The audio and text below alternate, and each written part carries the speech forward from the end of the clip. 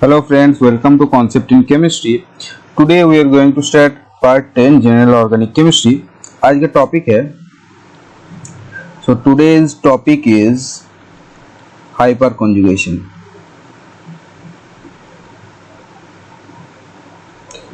और इसको हम नो बॉन्ड रेजोनेंस भी कहते हैं.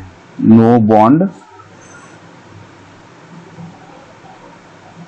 रेजोनेंस क्यों कहते हैं, ये हाइपरकंजुगेशन है क्या, ये सब बताएंगे पॉइंट वाइज. ठीक है, तो फर्स्ट पॉइंट, इसका डेफिनेशन हम ऐसे लिखेंगे कि पॉइंट वाइज हम बताते जाएंगे. First point is it is an imaginary process. सबसे पहला पॉइंट है कि ये इमेजिनरी फेनोमेनन है.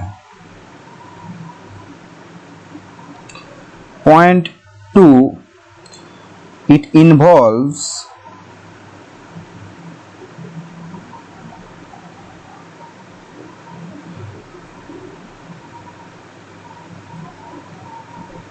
overlap of CH sigma orbital with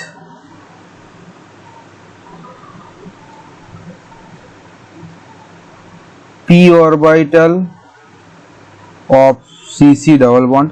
मतलब CH सिग्मा ऑर्बिटल के साथ किसका ओवरलैप होगा, C double bond C p orbital और with vacant p orbital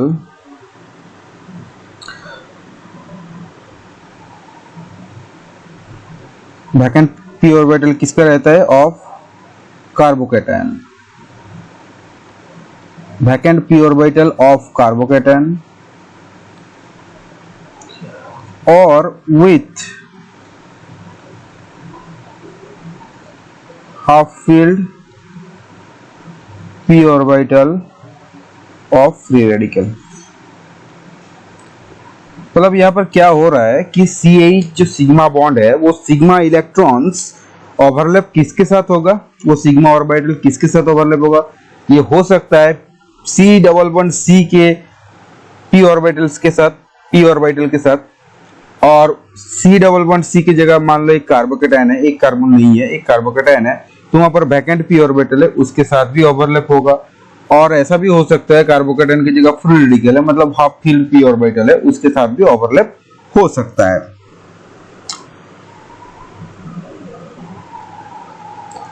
ठीक है, यहां पर और एक बात याद लिख के रखना कि such overlap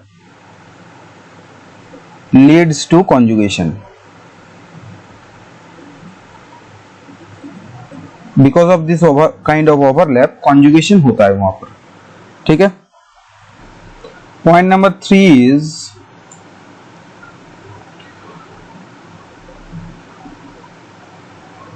so due to hyperconjugation one structure is converted into another with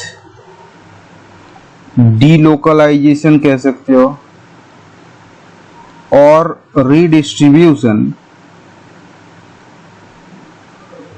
of sigma and pi electrons. मतलब ये हाइपर कॉन्जुगेशन के after due to hyper conjugation, ये हाइपर कॉन्जुगेशन फेनोमेनन हो रहा है, यहाँ इससे क्या होता है कि वन स्ट्रक्चर दूसरे एक स्ट्रक्चर में कन्वर्ट हो जाता है बाय डिलोकलाइजिंग और redistributing the sigma and pi electrons.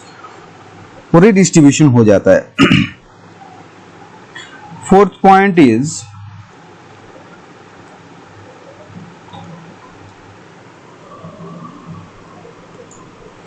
these structures, जो स्ट्रक्चर्स हम लोगों को मिलता है due to hyper conjugation are called hyper conjugative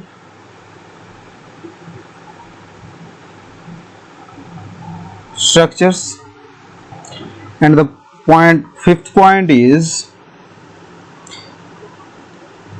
In these hyperconjugative structures,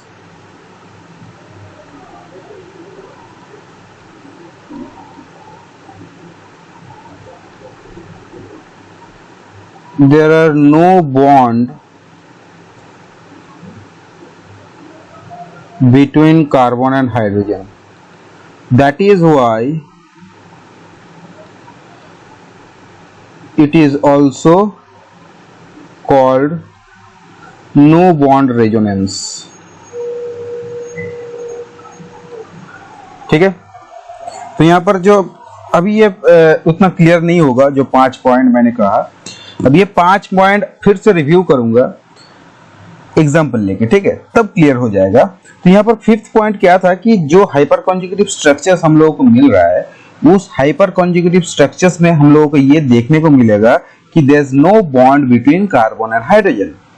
bond नहीं होता है, ठीक है, ड्यू टू द redistribution और delocalization of the sigma electron. Sigma electron अगर डिलोकलाइज हो जाएगा CH का सिग्मा इलेक्ट्रॉन, तो CH के बॉन्ड बीच का जो बॉन्ड है वो नहीं रहेगा। So that is why this hyperconjugation is also called no bond resonance. Okay, example देख लेते हैं।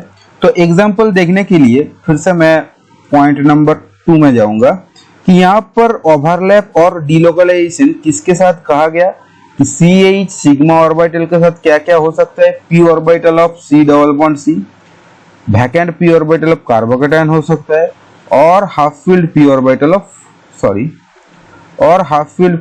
ऑफ फ्री रेडिकल हो सकता है। तो ये 3 एग्जांपल्स मैं दिखाऊंगा अभी, ठीक है।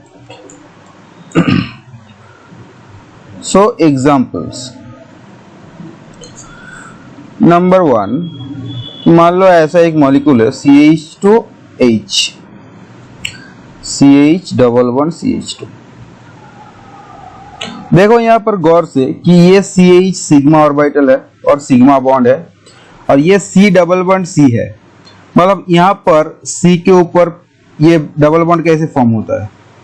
अगर ये डबल बॉन्ड हटा देते तो ये पाई बॉन्ड हम लोगों को दिखाना पड़ेगा। यहाँ पर ये पाई बॉन्ड है, ठीक है। अब ये जो सिग्मा ऑर्बिटल है CH सिग्मा ऑर्बिटल, इसके साथ ओवरलैप होता है इस p ऑर्बिटल का, तब ये पाई बॉन्ड ब्रेक हो जाता है, ठीक है। तो इसको ऐसे नहीं दिखाएंगे, इसका एक बहुत अच्छा तरीका है दिखाने के लिए कि हम लोग कैसे दिखा सकते हैं कि H2C, यहाँ पर H है, CH डबल बॉन्ड CH2, ये सिग्मा बॉन्ड इधर जाएगा और ये इधर ओपन हो जाएगा। तो क्या स्ट्रक्चर मिला, CH2 double bond CH single bond CH2 minus, और यहाँ पर देखो H प्लस रिमेनिंग रहेगा, but there is no bond between this carbon and hydrogen. यहाँ पर कार्बन एंड हाइड्रोजन के बीच कोई बॉन्ड नहीं है, and that is why it is called no bond resonance, ठीक है। अब यहाँ पर देखो ये जो कार्बन है, यहाँ पर ये जो कार्बन है, यहाँ पर और 2 और हाइड्रोजन है। तो एक हाइड्रोजन का अगर हो सकता है तो 2 और हाइड्रोजन का भी हो सकता है। मतलब this kind of similar structure और एक मिलेगा और 2 मिलेगा। मतलब टोटल हम लोगों को कितना मिल रहा है यहाँ पर 3 hyper conjugative structures. This is called hyper conjugative structures. Similar structure मिलेगा बिकॉज ये हाइड्रोजन, ये जो हाइड्रोजन है, ये हाइड्रोजन सेम कार्बन, ये तीनों हाइड्रोजन सेम कार्बन के साथ लगा हुआ है। और एक बात यहाँ पर कि हम लोगों को कौन सा हाइड्रोजन पकड़ना है, जो डबल बॉन्ड के बगल वाला जो कार्बन होगा उसको हाइड्रोजन पकड़ना है। इस हाइड्रोजन को क्या नाम से हम जानते हैं कि अगर this is your sp2 carbon, right, this is your sp2 carbon atom, तो इसके रेस्पेक्ट में ये कार्बन हो जाएगा अल्फा कार्बन और ये हाइड्रोजन हो जाएगा अल्फा हाइड्रोजन, ठीक है। तो एक बात यहां पर याद रखना, number of hyper conjugative structures equals to होगा number of alpha hydrogens present. जितना नंबर ऑफ अल्फा हाइड्रोजन तुम्हारा है मॉलिक्यूल में उतना number of hyper conjugative structures दिखेगा, बिकॉज ईच हाइड्रोजन तो पार्टिसिपेट कर सकता है ना हाइड्रोजन हाइपर कॉन्जुगेशन में। यहाँ पर एक हाइड्रोजन किया, बाकी दो तो रिमेनिंग नहीं रहेगा, फिर ये हाइड्रोजन के बदले यहाँ पर दो जो हाइड्रोजन है उसका एक हाइड्रोजन होगा, फिर थर्ड हाइड्रोजन का होगा, मतलब ऐसे करके सिमिलर स्ट्रक्चर 3 मिलेगा हम लोगों को। दैट इज व्हाई यहाँ पर 3 अल्फा हाइड्रोजन है और 3 हाइपर कॉन्जुगेटिव स्ट्रक्चर्स मिल रहा है हम लोगों को। ठीक है, नेक्स्ट एग्जांपल में जाते हैं, जो कि हम कार्बोकेटायन पकड़ चुके हैं कि C डबल बॉन्ड C के साथ तो हम लोग देख लिए। अब देखो कार्बोकेटायन के साथ भी हो सकता है, यहाँ पर CH2 प्लस है, तो ये कार्बोकेटायन के रेस्पेक्ट में ये कार्बन है alpha carbon, this is your alpha carbon and this is your alpha hydrogen. यहाँ पर और सारा अल्फा हाइड्रोजन है, ये भी तो 2 अल्फा हाइड्रोजन है। तो यहाँ पर हाइपर कॉन्जुगेशन कैसे हो सकता है, इधर से, मतलब होगा ये CH2 डबल बॉन्ड CH2 और यहाँ पर प्लस हो जाएगा, तो यहाँ पर भी बॉन्ड नहीं होगा, और ऐसे कितना स्ट्रक्चर मिलेगा, 3। So here number of hyper conjugative structures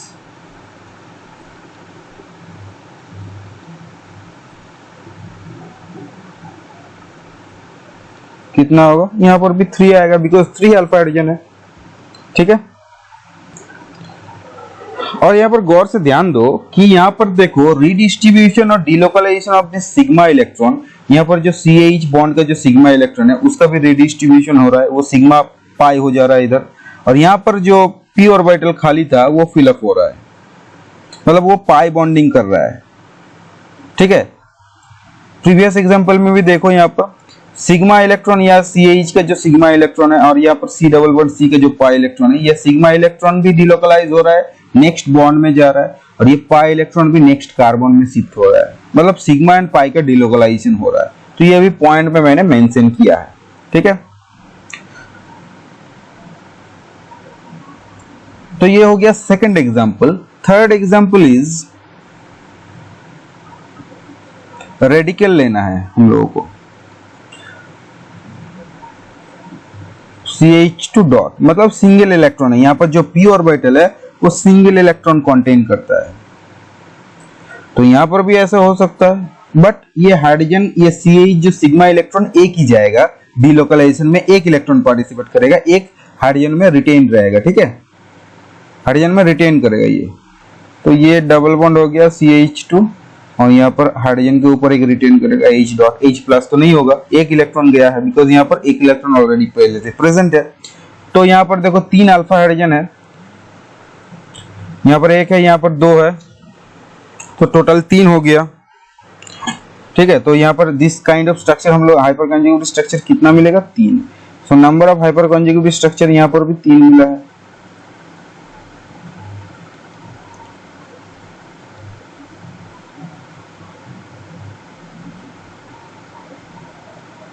यहाँ पर भी हम लोगों को 3 हाइपर कॉन्जुगेटिव स्ट्रक्चर्स मिला है। यही हम लोगों को चेक करना है हाइपर कॉन्जुगेशन में, ड्रॉ नहीं करना है हाइपर कॉन्जुगेटिव स्ट्रक्चर्स, बिकॉज जब मॉलिक्यूलर स्टेबिलिटी निकालना है तब हम लोगों को हाइपर कॉन्जुगेटिव स्ट्रक्चर्स कितना होगा वही डिटरमाइन करना है, वो नंबर डिटरमाइन करना है, मतलब हम लोगों को खोज के निकालना है कि कितना नंबर ऑफ अल्फा हाइड्रोजन है। स्ट्रक्चर ड्रॉ करने से कुछ एक्स्ट्रा कहीं कहीं जगह पे अंडरस्टैंडिंग हो जाता है, मोस्ट ऑफ द जगह में स्टेबिलिटी हम number of hyper conjugative structure से ही निकालेंगे। अगर number of hyper conjugative structures equal हो गया तब हम पर्टिकुलर स्ट्रक्चर्स में देखेंगे कि कौन सा स्ट्रक्चर फिर स्टेबल है। ठीक है, वो फिर से बाद में देखेंगे, पहले ये समझ लो और एक दो एग्जांपल देख लेते हैं। Fourth one CH3 CH double bond CH3, सिर्फ हम यहाँ पर लिखेंगे कि how number of hyper conjugative structures कितना होगा, हाइपर कॉन्जुगेटिव, यहाँ पर number of hyper conjugative structures कितना होगा। अल्फा हाइड्रोजन चेक करना है, तो देखो ये sp2 कार्बन है, तो इसके रेस्पेक्ट में ये अल्फा हो गया, तो यहाँ पर 3 अल्फा हाइड्रोजन मिल गया, यहाँ पर 3 अल्फा हाइड्रोजन मिल गया। ये कार्बन भी देखो sp2 है, तो इसके रेस्पेक्ट में ये भी अल्फा हो गया। अगर ये अल्फा है तो यहाँ पर भी 3 है, तो टोटल अल्फा हाइड्रोजन कितना है? अल्फा हाइड्रोजन 6 है, तो number of hyper conjugative structures भी 6 होगा। ठीक है। सो यहाँ पर एक पॉइंट हम लोगों को ऐसे लिखना है कि स्टेबिलिटी, ये जरूर याद रखना है कि stability of A molecule is proportional to number of hyperconjugative structures।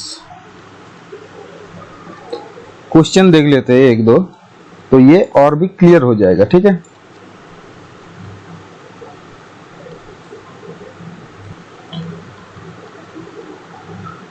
Determine the stability order, इसका क्वेश्चन 1 में आता है CH2 double bond CH2 comma, ये नंबर 1 स्ट्रक्चर है, CH3 CH double bond CH2 ये नंबर 2 है, एंड CH3 CH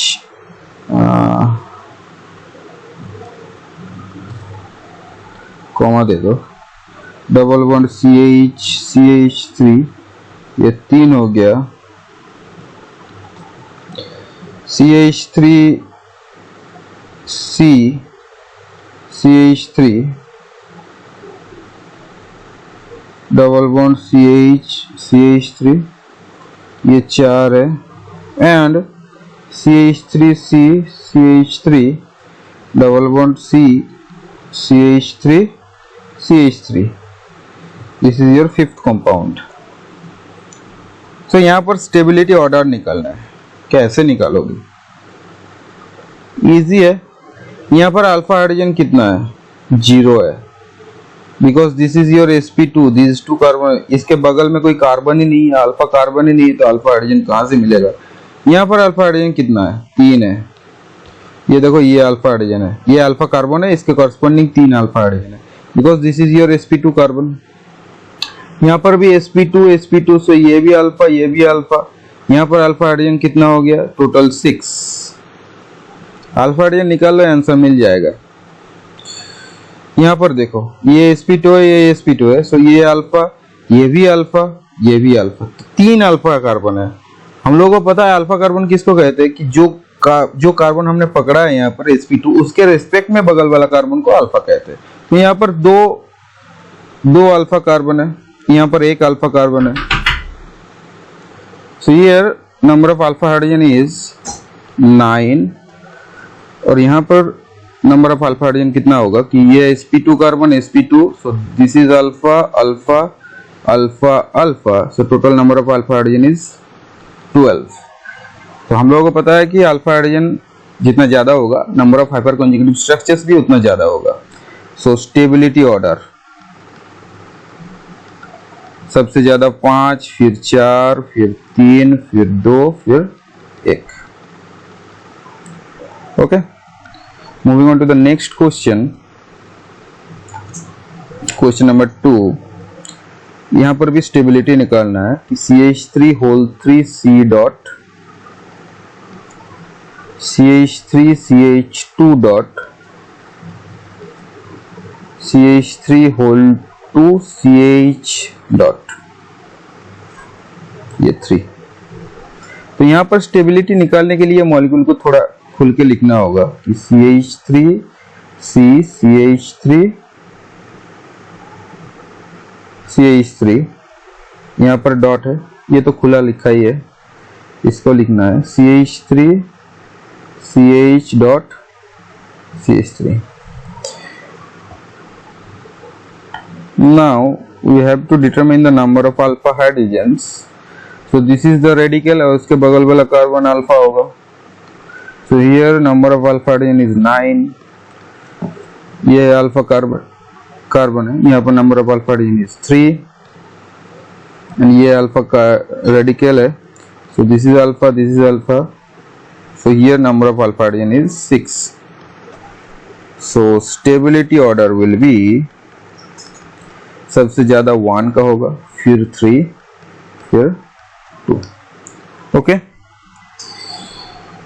तो hyper conjugative structure का और एक वीडियो होगा, फिर ये खत्म हो जाएगा, फिर हम एरोमेटिसिटी देखेंगे। ओके, तो ये कंटिन्यू होगा नेक्स्ट वीडियो में।